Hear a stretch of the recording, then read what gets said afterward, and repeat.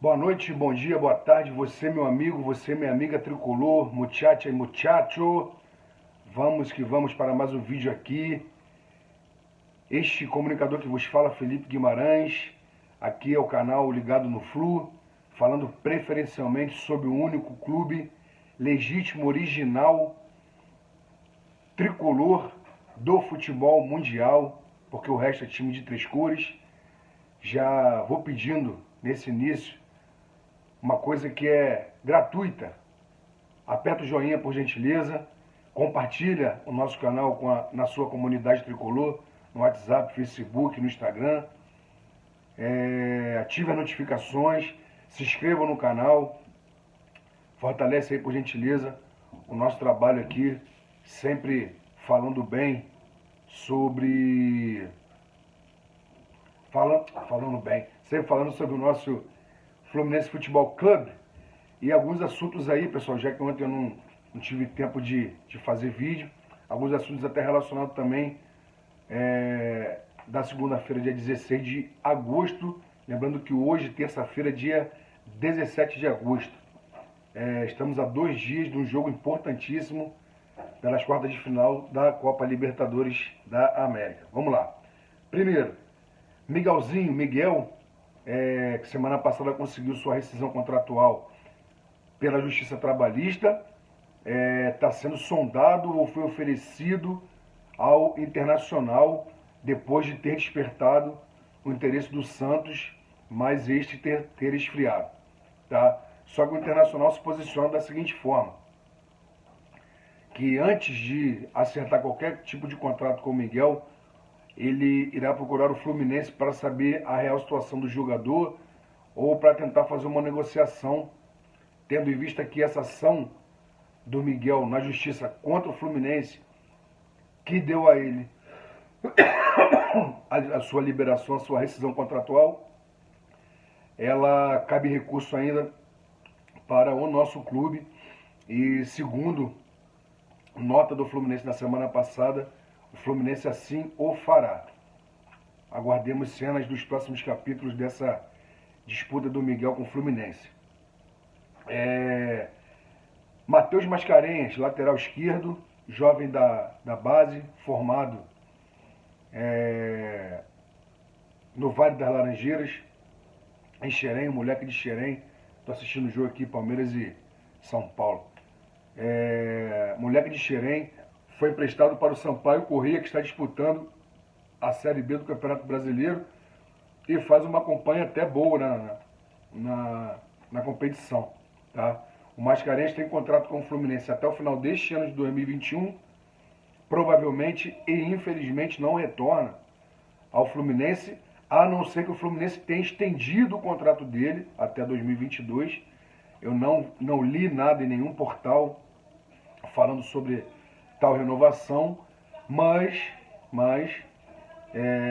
se não aconteceu, infelizmente perderemos o jogador gratuitamente no final do ano.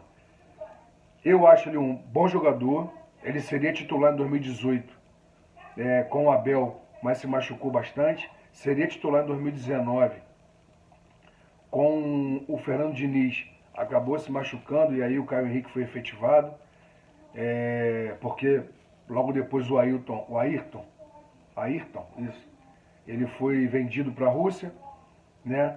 E o jovem garoto, 22 anos, 22 anos, 21 anos, com muito potencial, muito melhor disparado que Egídio, que Danilo Barcelo nem se fala, mas é um garoto que vive com problema de lesão e talvez isso tenha pesado aí para a sua não renovação, para a sua não continuidade no Fluminense, infelizmente. Eu gostaria muito, sinceramente, que ele tivesse oportunidade, tivesse chance, que ele pudesse ser o titular da nossa lateral, mas infelizmente talvez isso não acontecerá. É uma pena, tá? E vamos falar sobre John Arias. John Arias contratado pelo Fluminense pelo valor de 3,1 milhões de reais, 50% dos direitos econômicos do jogador são adquiridos pelo nosso clube. O jogador chegou ao Rio de Janeiro ontem, finalizou todo o processo de exames médicos nesta terça-feira, tá? E provavelmente assinará o contrato amanhã, quarta-feira, dia 18 de agosto, tá? Estou sinceramente ansioso para vê-lo jogar. Foi um jogador que incomodou muito a nossa defesa na fase de grupos da Libertadores, quando nós enfrentamos o Santa Fé, né? O último time dele, que ele estava emprestado pelo Patriotas, lá da Colômbia. Santa Fé também da Colômbia. E o jogador parece, né, parece ter, pelo menos jogou bem os 2 jogos contra a gente no Maracanã e na Colômbia. Agora tem que saber se não vai sentir, né, a mudança de país, a língua, o esquema, enfim, a forma de atuação da equipe. Vamos ver, mas estou esperançoso aí, tomara que tudo possa correr bem com o John Ares e ele possa vir complementar aí o nosso elenco, né? Disputar ali de forma sadia com o Gabriel Teixeira. E eu já fico imaginando aí Caio Paulista e John Ares municiando o Fred. Pô, ia ser maneiro pra caramba. E uma outra notícia, aí são 2 notícias, que na verdade são 3 notícias ainda. Rogério Ceni no Fluminense, né? Essa notícia ela foi falada ontem à noite, né, no programa Arena SBT, apresentado pelo Benjamin Bach, evidentemente no canal SBT. E o Amaral jogou no Vasco, jogou no Palmeiras, jogou no Corinthians, aquele que tem um olho assim meio caído. Ele deu uma informação de que o Rogério Ceni teria sido sondado pelo Fluminense, tá? Só que ele viu isso num site aí, que eu nem lembro o nome agora, sinceramente não anotei aqui no meu caderninho, não anotei o nome, mas é uma notícia falsa, tá? É uma notícia falsa, não existe, não é perfil, primeiro não é perfil do Mário mandar treinador embora. A gente nem sabe se o Roger será mandado embora, só que eu vou falar isso daqui a pouco. E principalmente o Roger ainda sendo treinador do Fluminense, o Mário indo atrás de outro treinador. Agora, Rogério Ceni não, né? Pô, pelo amor de Deus, não tem cabimento nenhum. Você sai de uma bosta para uma merda. Você sai da bosta do Roger e vai para a merda do Rogério Ceni. Porra, não dá. Rogério Ceni, quando teve trabalho com medalhão lá no Cruzeiro, né? E aqui no Clube de Remo, vocês viram no que deu, né? Agora, no Fortaleza ele teve um bom momento. Por quê? Porque lá não tem medalhão. Todo mundo humilde, correndo, ele juntou a rapaziada ali. Aqui com Ganso, Nenê, Fred, Wellington, Hudson, Matheus Ferraz, Egídio. Ele vai se criar? Acho muito difícil, enfim. Mas, Mário Bittencourt, que você não cometa mais essa loucura, não faça mais não cometa mais essa atrocidade, não faça mais essa besteira no Fluminense. Uma outra notícia, logo de manhã, pipocou no próprio All Sports, no Netflu, no Explosão Tricolor, que o Caio Paulista viajaria com a delegação para o Equador, tá? Mas, logo depois do almoço, quando o Fluminense se dirigiu para embarcar no Aeroporto Internacional do Rio de Janeiro rumo a Guayaquil, o Caio Paulista não estava presente, né, no ônibus que levou a delegação ao aeroporto, e aí ficou concluído de que o jogador seria desfalque, como já se imaginava, porque a lesão dele realmente foi uma lesão muito grave. O jogador já faz trabalho em campo, já faz trabalho físico, mas não treinou, né, com o time, não treinou com os demais jogadores, ainda está em fase de finalização da preparação física. A princípio, a questão da contusão na coxa, a coxa já está cicatrizada, aparentemente. Só que agora ele precisa, né, fazer a questão do fortalecimento muscular, né, para o ritmo de jogo ali, a técnica, trabalhar com bola, os movimentos normais, para saber se ele vai voltar a sentir alguma coisa e para saber se ele está 100% e aí sim retornar ao time titular, que hoje faz muita falta para o Fluminense. Quem diria, Caio Paulista, que ninguém queria que renovasse para esse ano, pelo que não apresentou em 2020, né? Hoje a gente está falando aqui sobre ele ser o importante no time titular. E aproveitando, falando sobre o embarque do Fluminense, o nosso capitão Frederico, ele falou que o Fluminense vai dar vida por essa classificação. E aí eu falo o seguinte, meu capitão, nós, eu, Felipe e vocês aí do outro lado da telinha, tenho certeza absoluta que a gente não quer que vocês morram, tá? Pelo contrário, nós queremos que vocês estejam vivos, vivíssimos, muito atentos, muito antenados, muito ligados, principalmente jogando um bom futebol, tá? Independente do técnico não, né? Independente do Roger Machado na beira do gramado, vai lá, joga, se doa, se dedica, né? Pô, se movimenta, tenta criar jogada, mesmo que vocês não tenham treinado isso, porque vocês não treinam, né? Porque o Roger não treina, mas tenta uma triangulação, tenta um passe em profundidade, tenta uma jogada de linha de fundo com os laterais, cruzamento. O Fred fazendo o pivô ali, que sabe fazer muito bem, capitão. É isso que a gente quer. Futebol. Sabe por quê? Pelo jogo contra o Barcelona aqui no Rio de Janeiro, eles não aparentaram ser tanto quanto nós imaginávamos e o que a imprensa falou. Tá? Como eu disse já aqui anteriormente, para mim eles vieram para empatar. Por isso eles não jogaram tanto. Só que eles vão jogar em casa. E lá provavelmente, mesmo já começando classificados, eles vão querer jogar um bom futebol. Até porque lá eles só ganharam. Eles ganharam todos os jogos deles em casa. Tá? Ganharam do Boca, do Santos e ganharam do Vélez agora. E um outro jogo da fase de grupos também, que eu não vou lembrar agora contra quem foi. Mas eles vão querer apresentar um bom futebol. E o que nós queremos, Fred, é que o Fluminense jogue um bom futebol. É isso que a gente quer. E aí, jogando um bom futebol, a tendência, né, é que, tecnicamente, nosso time sendo um pouco melhor que o adversário, evidentemente que a técnica vai aparecer, e aí a vontade também, e o que vai, na consequência, na normalidade, o resultado virá, talvez até com uma certa elasticidade, um resultado até amplo, de 2, 3-0, talvez, quem sabe, né? Então o que a gente quer é isso, bom futebol, concentração, todo mundo antenado, todo mundo ligado, né? Marcando certinho, falando, discutindo dentro de campo, para poder acertar e trazer essa classificação lá do Equador. Tá? Eu estava muito desanimado, muito preocupado, e assim eu continuo. Acho muito difícil o Fluminense classificar.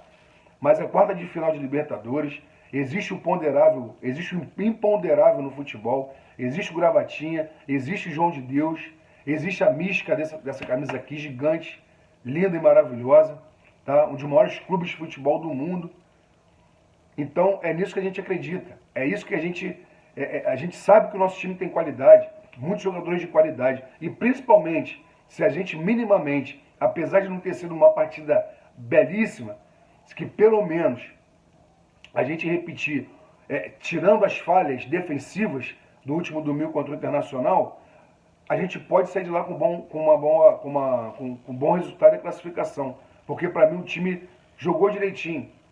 Tá? Apesar do continuar o Luiz Henrique sendo assistente de ponta, o menino Iago jogando lá de ponta esquerda, tá? Mas pelo menos nós vimos ainda algum toque de bola no meio, alguma triangulação, alguma posse de bola, apesar do Internacional ser um time treinado para ser reativo e faz muito bem os contra-ataques.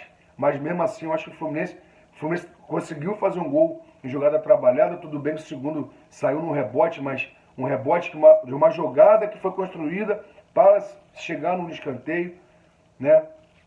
Agora, as falhas defensivas não podem acontecer. Aí todo mundo tem que ficar ligado, né? Nosso sistema defensivo tem que voltar a ser aquele sistema defensivo que nós estávamos acostumados a ver, né? E assim eu espero. Qual a escalação, Felipe? Não faço nem ideia, não vi ninguém falando sobre nada aqui. Amanhã a gente vai ter aí, provavelmente, mais um vídeo falando desse pré-jogo aí da escalação, provável escalação, mas eu de antemão já adianto que seria o mesmo time para mim, o mesmo time de domingo, né? E aí, ou Ganso ou Casares, tá? E o Fred no lugar do menino Abel, né? Porque nem se compara.